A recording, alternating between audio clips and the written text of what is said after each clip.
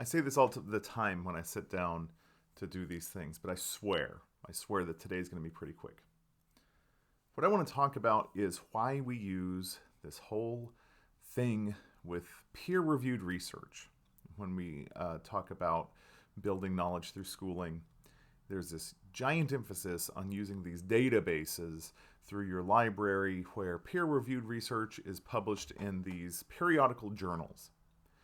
And it seems so arbitrary and frustrating because this isn't the kind of information that you and I use on a daily basis. This isn't the kind of thing that promote a lot of discussion in our lives. And it doesn't seem like it's necessary to go through when you're writing a paper or you're making an argument or you're referencing some fact. What a lot of people miss is the deceptiveness of the information cycle. The information cycle is the way in which new findings and events are cataloged through the public. And tracking the information cycle shows you the immediacy of an event, but it also shows you the way that knowledge about that event is built over time. If you've been following along, you realize at this point that there's not a lot that we can trust about what we think we know about things. And the information cycle is absolutely exposes a lot of this unreliability in our lives. So what happens with the information cycle? The day that something happens, the first thing it might hit is social media these days. My Twitter feed was much quicker about changes in, let's say, the presidential election in 2020 than even newspaper headlines were. Social media hits with information immediately, and we know that this is true, especially when you have eyewitnesses who are seeing things as they unfold. The Capitol riots of January 6th were a good example of the fact that you could get onto Twitter and watch it as it happened, and watch eyewitnesses watch it as they happened and get some instant commentary. And it's the way a lot of coordination can happen between things in real time. It's exciting. There's nothing wrong with social media when it's used wisely. It can be a lot of fun. We can get into all sorts of issues about fake news and bots and Trojan horses and stuff that happen in social media. But as far as the information cycle is concerned, it's an exciting place, social media. But it is not very dense with information. While you might see what's going on, let's say the Boston Marathon bombers story was one that was broken on social media before anywhere else, you don't get a lot of in-depth information. The first in-depth information that might come out that day is on television, and usually the extent of the depth of the first news stories to come out after an event happens is verifying that it did in fact happen, and verifying sometimes some of the key players. Sometimes this can be a frustrating process because news channels don't want to make a lot of mistakes and displace trust between themselves and the viewer by arriving at conclusions faster than they can be verified. So news stations have a tendency to step into events cautiously, and sometimes with a slant of their own, and sometimes without all the information that's needed. And of course, blogs and other very quick sources that are information driven show up the day of an event happening. The week of, usually the next day, but more in-depth things come out later that week, happens in newspapers. And newspapers employ journalists who are dedicated towards digging at information and, of course, verifying the facts of an event or of a finding or whatever it's going on that you're paying attention to. And newspapers have the ability to go a little slower than Twitter.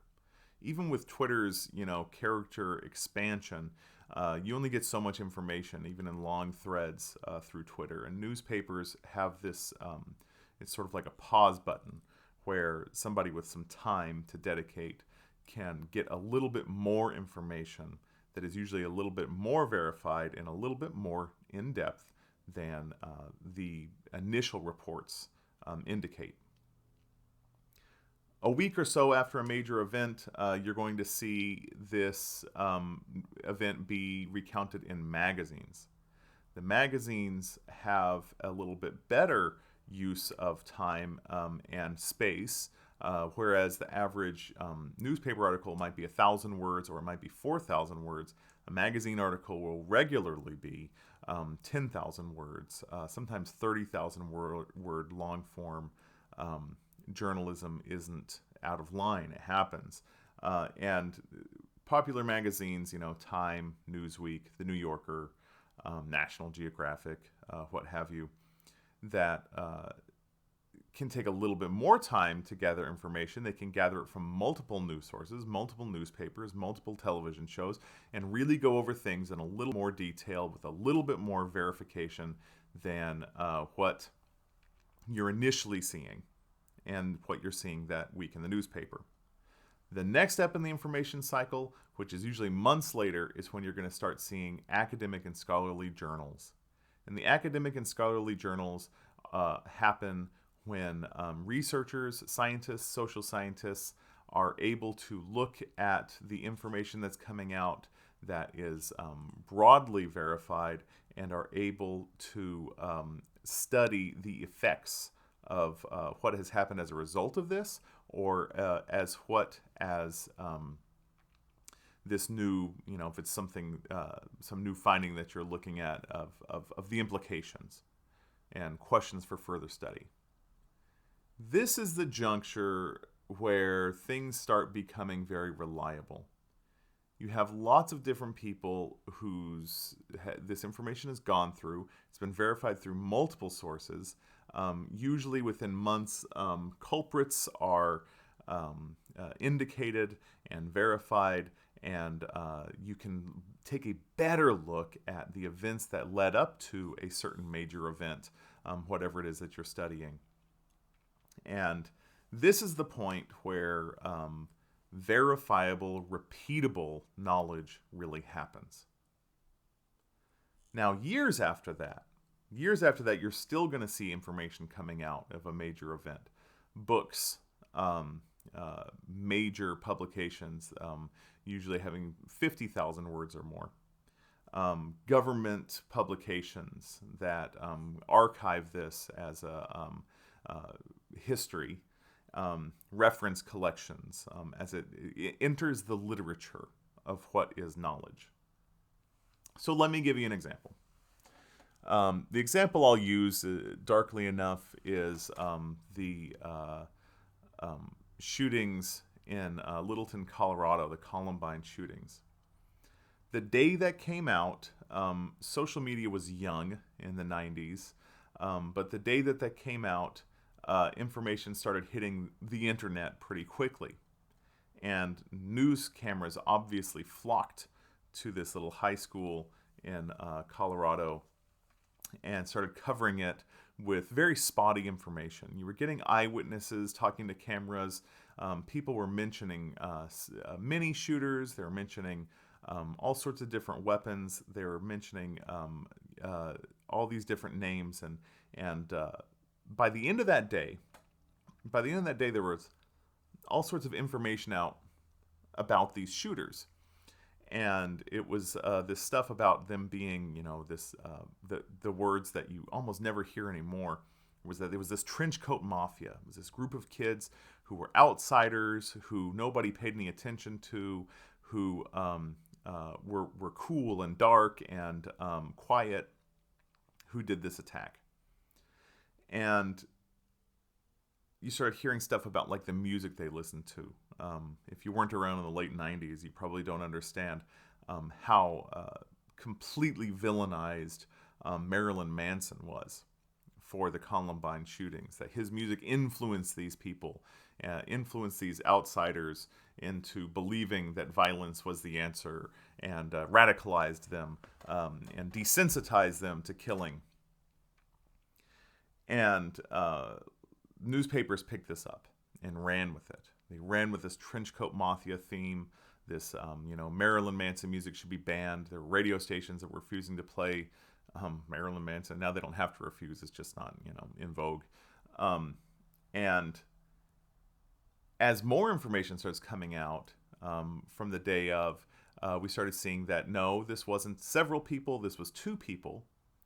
And that these two people, evidently were wearing trench coats during the shooting, but really had nothing to do with a group of people who regularly wore trench coats in any way. And little by little, what kind of weapons they were using, how many people were killed, all this different information started coming out. A couple weeks later, as it started hitting magazines, something that struck me as interesting was that Marilyn Manson wrote an article for Rolling Stone magazine, not really so much in defense of himself as it was damning of the media. And his thing was that the media people were told initially that these kids listened to Rammstein, which was sort of a hardcore German band that was, not super popular at the time, but existed. And that the press, evidently, not knowing an equivalent to Rammstein, ran with Marilyn Manson as being a closely related musical figure. And as a matter of fact, according to Marilyn Manson's article and what had been learned over the coming 2 or 3 weeks since the shooting, was that these kids actually hated Marilyn Manson and thought he was lame, thought he was a poser, and never listened to his music. So, as a matter of fact, instead of Marilyn Manson radicalizing them, they actually rejected Marilyn Manson. He had nothing to do with it, but the damage was done. The damage was done on Marilyn Manson's career, whatever. Not that was the main issue here.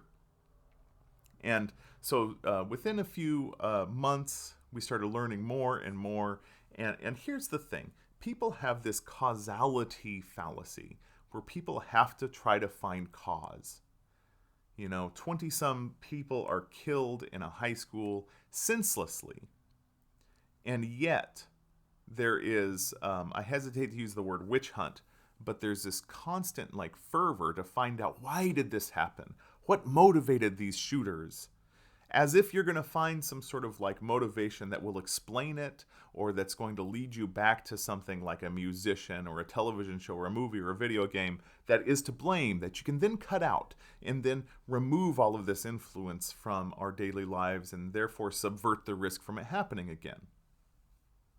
Now listen, if your brakes lock up in a car and it causes a car accident, that's relevant information, especially if you find out that model of car has the brakes lock up and cause a car accident more often than not.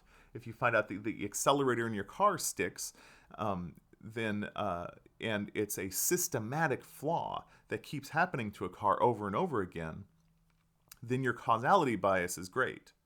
It points towards a problem that is solvable. By taking that car out of the field, by repairing it, whatever, then you avoid having those problems again. Most likely, if someone like Marilyn Manson were causing people to kill other people, and he has sold millions of albums around the world, what exactly is the percentage of people radicalized by this music? If a certain video game is, in the 90s, Mortal Kombat was completely villainized for its violence, and these days, of course, there's all sorts of simulation games that are far more violent. A certain video game causes people to become radicalized to the point where they're going to go and shoot up their classmates. What exactly is the percentage here? If 50 million games are sold worldwide and it happens one time, likely we are not making correlations. Likely what we are making is false conclusions, false causality. And so that's where the academic journals step in the Columbine story, is saying that there is absolutely no correlation between listening to Marilyn Manson or Rammstein or any of this music and violence. That this was not the cause. That whatever different rumors were coming out at the time, the day of, the week of, the month of, that none of that was the cause, that we can't point to that as the causality of this event.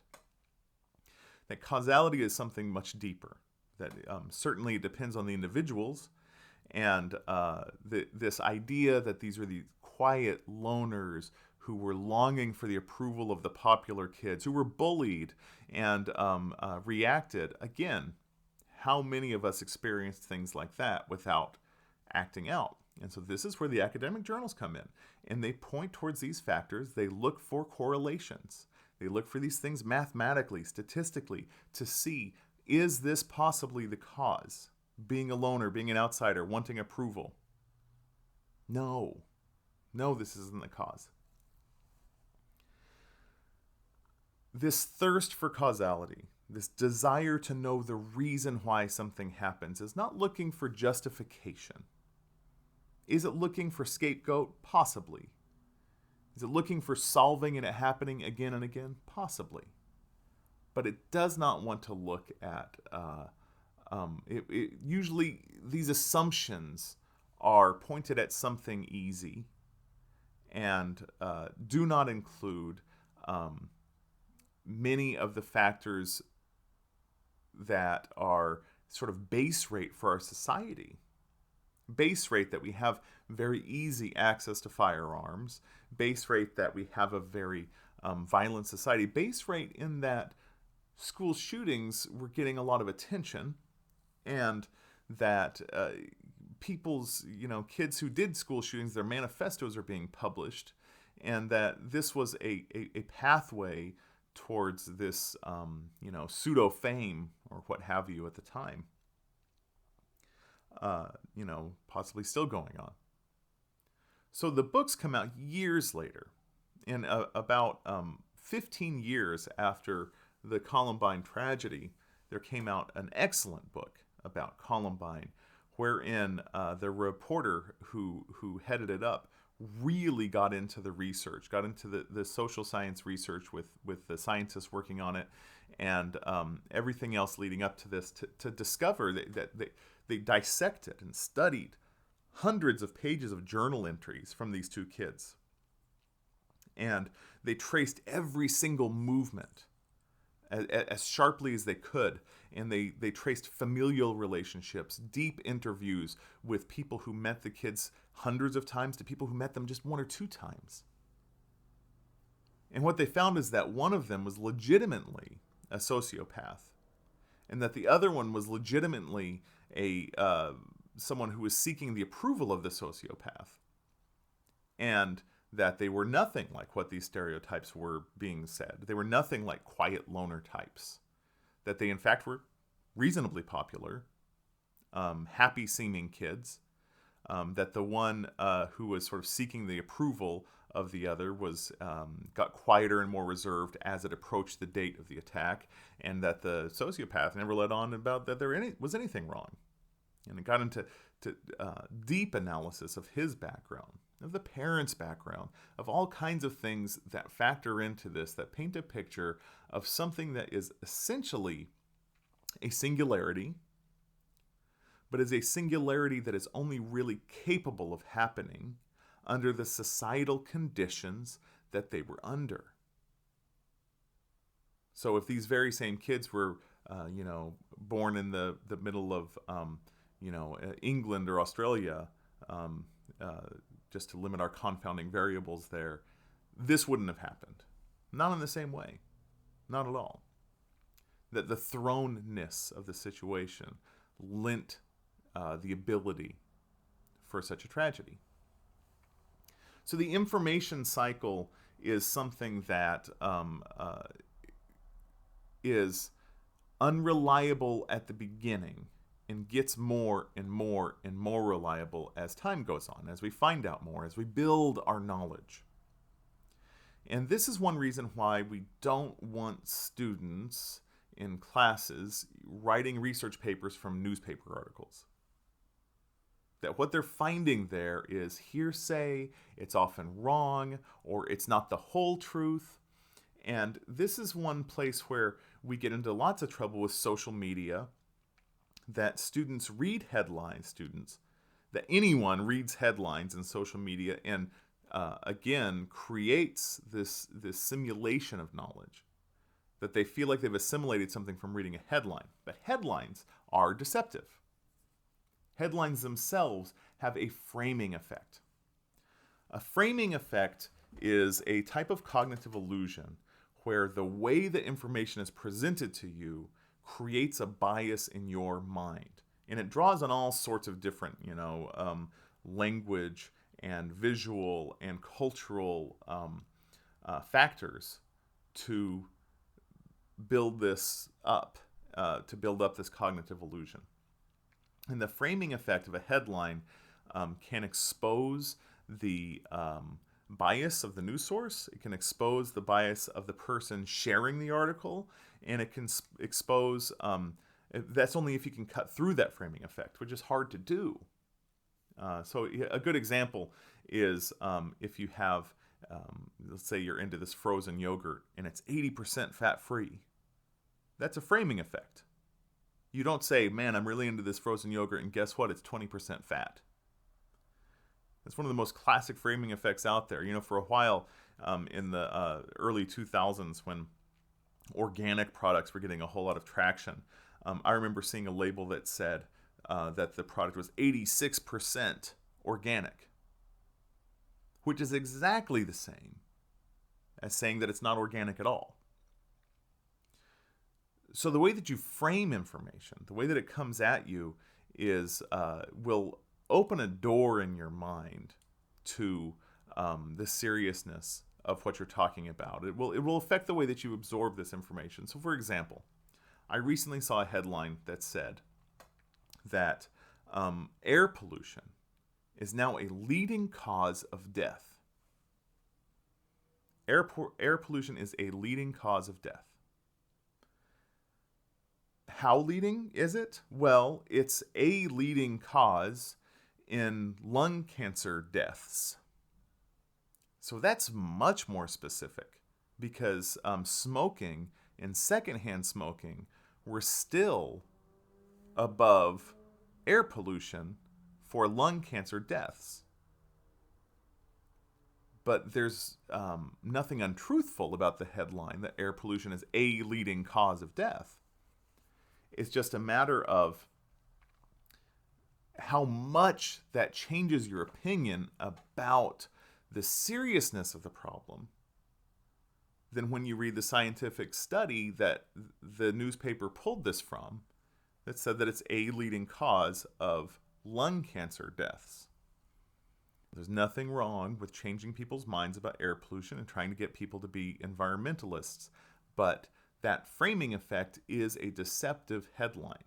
And we can see this all the time. These framing effects are, again, they're powerful. A good political example is the biggest tax cut in history.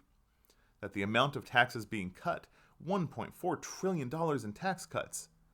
What a wonderful thing for the American individual.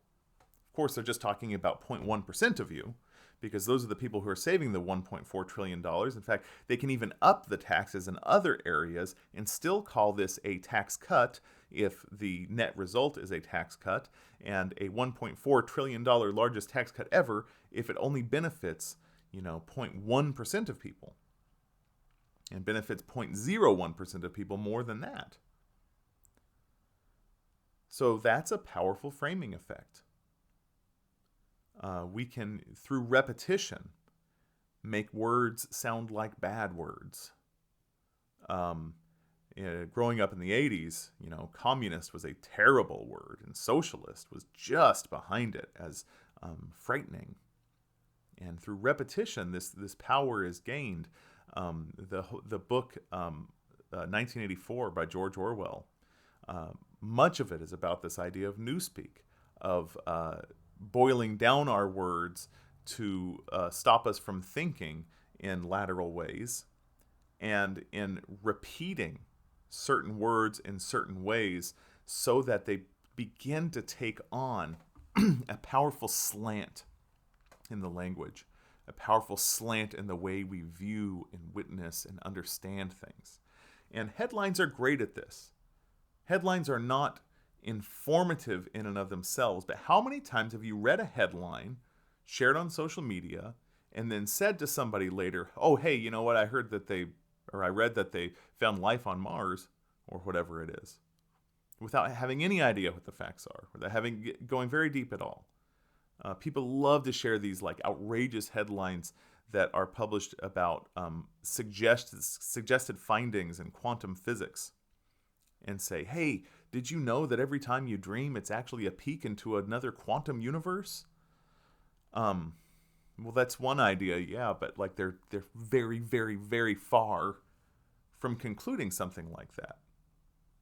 And the headline that's drawn from academic research becomes suggestive because it gets clicks, it gets shares, and that's what people are looking for, clicks and shares. And it becomes easy, again, looking at that ease of mind cognitive bias, to believe that you know something about it. So, our solution from this, from an academic standpoint, is insisting that research be done only from reliable sources. At some point, yes, there is some faith involved. At some point, you're trusting that the publishers and the scientists and the researchers working on this are not lying to you. But that is the powerful nature of science. Social science and physical science is that it is competitive, it's adversarial, so that these things must be made repeatable for it to be true, for it to be held up as truth. Because other scientists will try it out. They see your results, they're going to test it as well, and that better be replicatable. Or else it's not a fact. It won't be seen as true. And that's why peer review is so important, is because you have people who are all shouldering each other to make sure that something true is shining through, something important enough to be brought forward and added to the literature, and something that is verifiable enough to be done so. And this isn't the only way to do this, but it's the easiest, most reliable way to build knowledge. Most reliable, most credible way to. And this is why, academics get all tied up about something like Wikipedia, where people can change things. Yes, Wikipedia is pretty darn tremendous. And I do recommend Wikipedia as a reference for yourself, that to go there and educate yourself on something, and to follow the links and follow the citations and whatnot. But it's still a secondary source. And a secondary source is just not as good as that primary source, because of those framing effects, because of those misleading interpretations of findings that happen anytime information gets digested and reprinted. But instead of feeling like this is you being victimized and the academy being exclusive, click on those links, find the primary sources, go forward with it. But anyway, I just felt like this is something that we really have to get at, is this nature of valid, reliable research, and why it does seem to be kept behind a locked door of your academy. But this is where libraries come in. Libraries open that door. Libraries are far from being unnecessary. Libraries are your entrance into a world of knowledge to participate in it. And the best part is that you can use any of this information absolutely for free. If you're using it responsibly, you can do it absolutely for free. And that's pretty wild in a primarily capitalist society that we live in.